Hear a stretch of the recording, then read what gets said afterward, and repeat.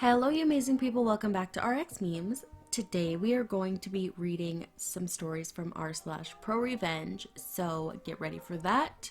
And today I want to know in the comments, what are you eating right now? Because I'm starving and I can't chew while I'm recording, obviously, or it would sound disgusting. So let me live vicariously through you.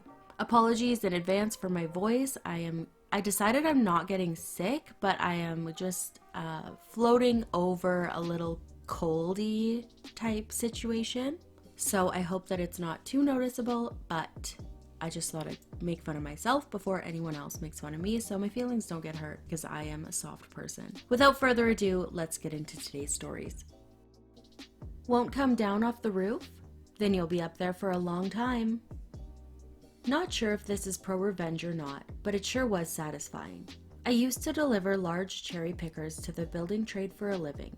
One day I was sent to a proving ground, a top secret test track where they test new vehicles away from prying eyes, to pick up a cherry picker that had been out on hire. I turn up in my truck late in the afternoon when most contractors have gone home, only to find a different contractor using our machine. This happens a lot. Contractors can't be bothered to hire their own or use ladders, so they just grab any cherry picker they can find and use it. I shout up to these two guys who were on a ledge, canopy, 50 feet up the side of this newly built building, that they didn't hire the machine, shouldn't be using it, and need to come down.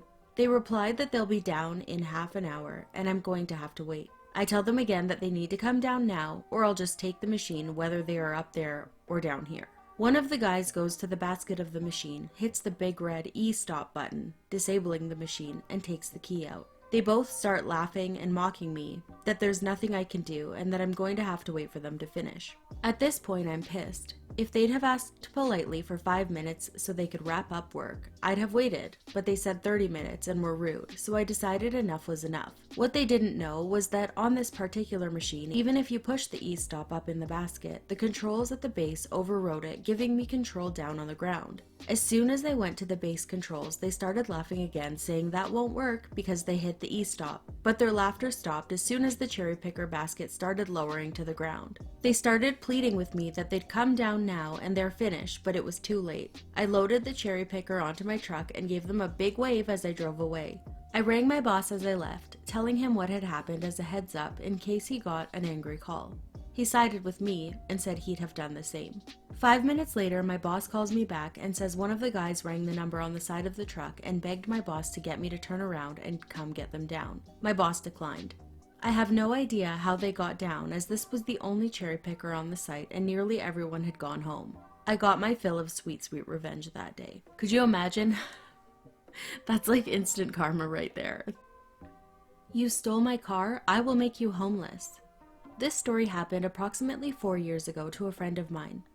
He and his wife, girlfriend back then, took a house loan, bought a new Chevrolet Camaro, and in general they were preparing for a life together. He has proposed to her. Because of their lack of free time, due to their hard working to pay off the loan, they didn't have time for themselves, nor for the abnormal amount of other things such as the housework. So they hired a maid. His first impressions about her were good, and they decided that she's the person they will trust, and they handed her their house keys, because they were at work most of the time she came around to clean their house. First few weeks, she worked hard and always paid attention to detail and nicely cleaned their house from the bottom to the very top. She was also instructed not to let anyone in and to always lock the door when she left. After 6 months of her working there, strange things began to happen. Not in any anomalous way, but things started to disappear. Being stolen. It all started with small things like AA batteries, which are barely noticeable missing. But soon things graduated as phone chargers, perfumes, the more expensive ones, and some electrical gadgets went missing. My friend thought that he simply lost them, but soon the maid raised suspicion as things went missing when my friend wasn't present when she was detailing their house. But without any evidence, blaming her wasn't in place. Also, he found out on some social media that she has got some serious debts, at least in thousands of dollars, ailments, divorce court settlements, etc. So he decided to install security cameras, and he didn't tell the maid. 5 weeks forward, and he had enough evidence to press charges on her, as the things she stole were valued at over $250. In my country, anything stolen above $250 is considered a crime. He got furious when his flash disk containing private documents as well as some of his billing and his official work documents was stolen. but he wanted her to get even more into the stealing, so he can squish even the last cent out of her. So he came up with a plan. He told the maid that he and his girlfriend will be gone for a week for a honeymoon, and that he will be going by taxi not to pay extra money airports charge for the parking. That means his brand new Chevrolet Camaro will stay parked in the house the maid has got the keys of. They rented an apartment through Airbnb just a few blocks away from his place, and he placed a GPS tracking keychain into his car, so he could see where his car is through the phone app. He then placed the car keys in a visible spot on the house, so the maid will notice. All what was left is wait for the magic to happen, and his intuition was right. After 2 days of almost constant watching the GPS tracker's location, the car left the garage. All of a sudden, the car was cruising at 90 miles per hour on the highway. My friend immediately called the cops. They catch the maid something like 20 miles away, and now the revenge can take place. He decided to press charges on the maid. At the court, the maid told the judges my friend told her to drive the car to some untold location. She acted like she forgot where it is, and the one that should go to jail is him because he wrongly accused her and he just wants to get money from her to pay his loan. But the tables turned. My friend and his lawyer showed the court all of the video evidence of her stealing his stuff valued highly above $250. It was like $40,000 including the car, so it was a crime. She started swearing and telling every single lie she could think of. The security had to calm her down. She is facing 5 years in a jail, and she was charged $5,000, including all the stolen property but the car, his lawyer, and some other court stuff. The price was excluding the car because it was returned almost immediately. Few days later, police did a house check on her and most of the stolen stuff was there. There was also some other things reported missing from other customers of hers. Due to her previous debts and her new ones she owes, she will very likely become homeless when she gets out of jail. Hope you enjoy it, bitch. Yikes. One of their edits says that a lot of people are commenting that the friend is an asshole, but when you get something stolen from you, that is a huge violation. And I don't know, personally, if I was violated like that from somebody who I trusted with my house keys, I would not take the situation very lightly. And he obviously gave her several chances because he had suspected and then installed cameras and then waited and then set her up again. So she had several opportunities to just not be a shitty person, and she didn't take those opportunities. So she deserves it. Scam me $80 for cleaning on move out? I don't think so, Jack. Background. About 10 years ago, my landlord died, or at least the person who owned the place we were renting. The property managers had been delightful, but whoever inherited wanted to sell, so the house was for sale. Enter a jackass. We'll call him Jack, who decides to buy the place. Now ours was the top floor, i.e. attic converted into a suite of a house less than 35 square meters, or 375 square feet. The bathroom was literally where the stairs up to the top floor used to be. The place was tiny. Jack came to check out the place, as you should before buying a place. He had one of those Bluetooth earpieces in, and I can't even remember if he even acknowledged us. He spent about 30 to 45 seconds in our suite. Next time we hear from him is about a month later. Apparently he'd bought the place. He stops by to give us a notice of rent increase, effective in 6 months, legal minimum, from $485 to $795. The place is not worth that much. We say nuts to that and decide to buy a house, since what the hell, it's not that much more per month. Surprise to anyone who's never bought a house, it was more than just mortgage payments.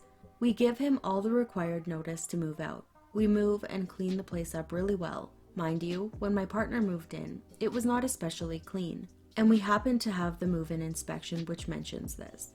Jack decides to try to scam us for $80 of our damage deposit for cleaning. He doesn't provide the required forms, just says, "I'm going to hold $80 from your damage deposit for cleaning." We respond with, no, you're not.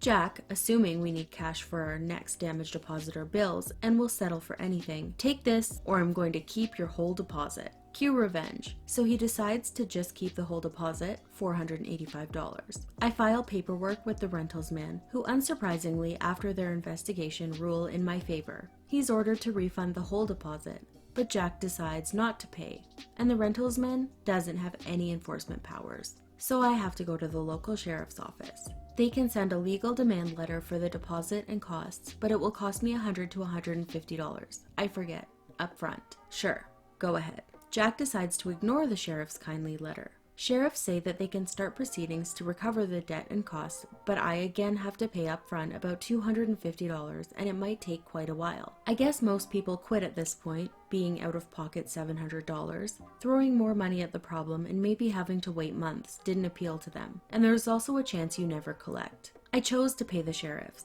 They sent another, less friendly letter to Jack, but here's the best part. Now that they're recovering a debt, they're going to recover on all of the outstanding judgments against him. And apparently he has tried this shit before. They send him another couple letters. Pay up or else. Jack chose else. Then they seize title to Jack's giant white SUV. I can't remember what it was, but not a cheap one. They didn't physically take it away or anything, but they gave him 30 days to pay all judgments against him, or they would take it and sell it at auction. Somehow, he all of a sudden found the money. My share, $485 plus $150 plus $250 equals $885. The other people who'd registered judgments, but not paid to start the collections processes, were about $5,000 more. I can't remember how long the whole process took. At least 6 months though.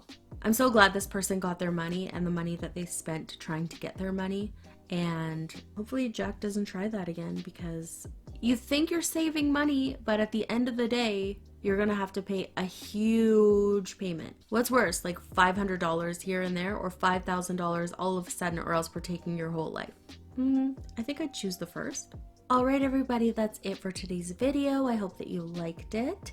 If you did, don't forget to leave a thumbs up. It really helps out my channel, and let me know what subreddit you want me to cover next. There is a world that we can uncover together. I just need to know what you guys want to hear. And if you're not already and you like my content, I would love for you to subscribe and become an RX memer like us. We're cool and we're fun and we watch videos every single day. So there's that. And also, you automatically gain 5 brownie points. In the world of brownie points, I'm not sure which bank really oversees it, but I assure you, you get at least 5 for every video I put out that you watch. So really, can you afford not to subscribe? I don't think so. Anyways, as always, my socials are somewhere on the screen right now. If you want to reach out to me outside of YouTube, I love to hear from you, and the link to my Discord is in the info box. And I will see you in my next video. Bye!